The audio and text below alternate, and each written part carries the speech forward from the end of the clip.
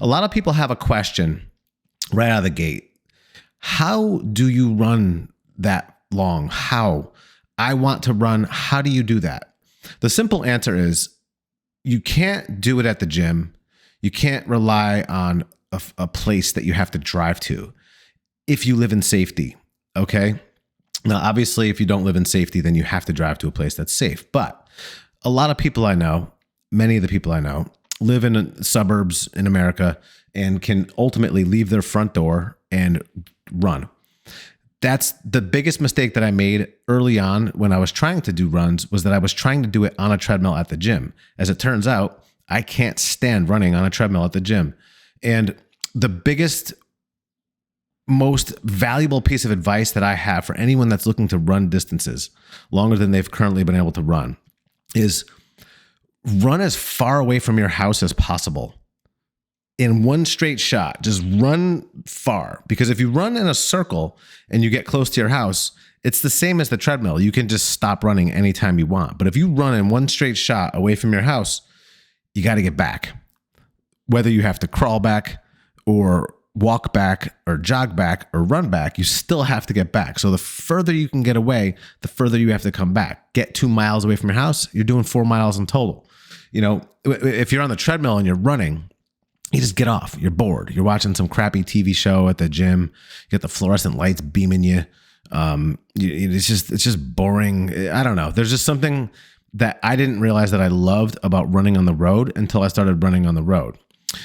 I didn't want to do it. I thought it would be painful. I thought my feet would kill. I had all these like mental blocks as to why I wouldn't do it. For years, all I did was run in the woods. I would run hiking trails, but you know, that's great. It's a different exercise. It's a different workout, and you have to be very mindful of every step. You have to, you know, it's just a different animal altogether. So road running and running distance really began for me when I started to realize that I love running outside much more than I love running inside on a treadmill. And I got to get away from the starting point.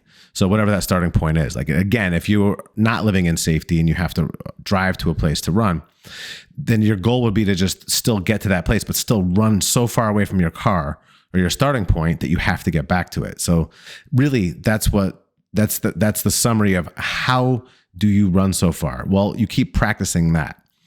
One day you leave your house and you run a half mile from your house and you walk back a half mile. Well, you've done a mile. The next time, you know, or the next 3 times, you do the same thing. And then you start to just slightly increase it. You get 3/4 of a mile, you get a mile away, 2 miles away. And then one magic day, I ran 2.5 miles from my house. I turned around and I ran 2.5 miles back, and it blew me away. This is going back probably, I'd say 10 years now. I've been doing this. And so again, I'm 49, I'm going on 50. And so think about that. I didn't really start running until my late 30s.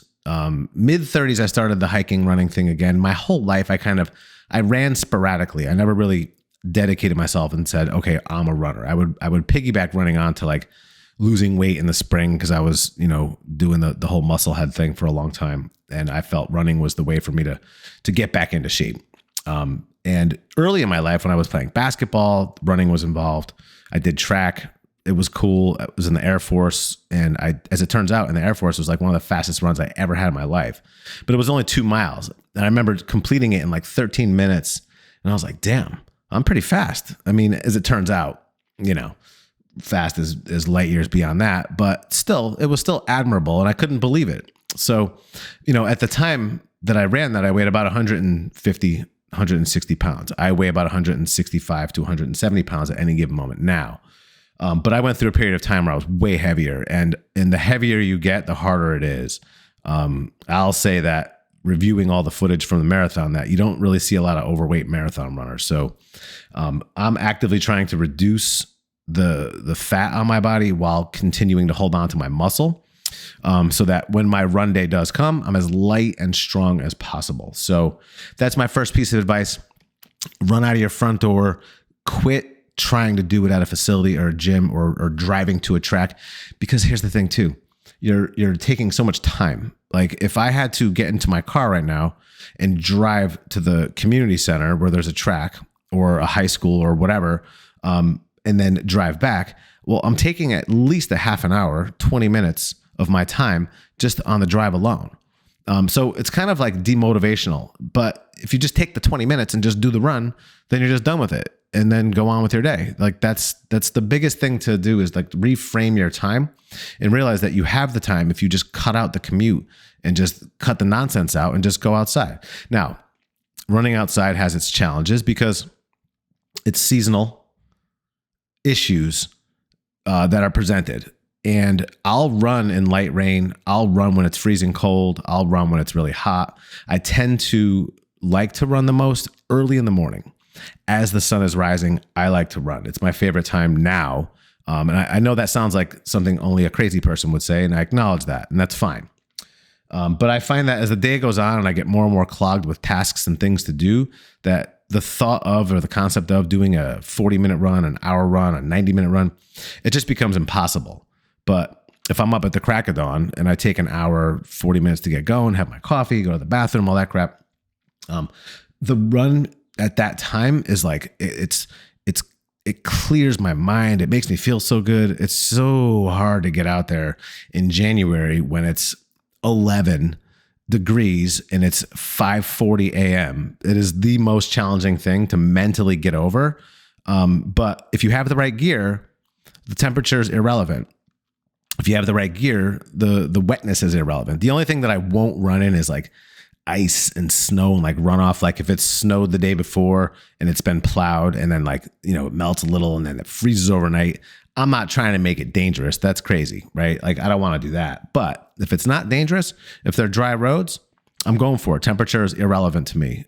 So I have an Amazon store, whatever you want to call it, like a bunch of things, a collection that I've established for running gear, specifically for cold. I'm starting one now for hot.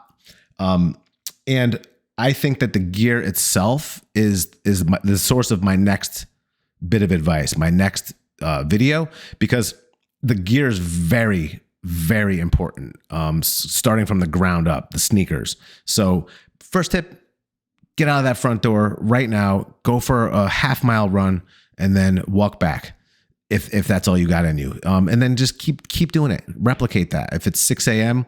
and you know that you have to be at work at 8, then just make it so that you just battle your brain and say, okay, I'm going to go out there 2 days a week and I'm going to start running. I'm going to run 1 mile and I'm going to go a half mile from home and I'm going to get back to my house, period.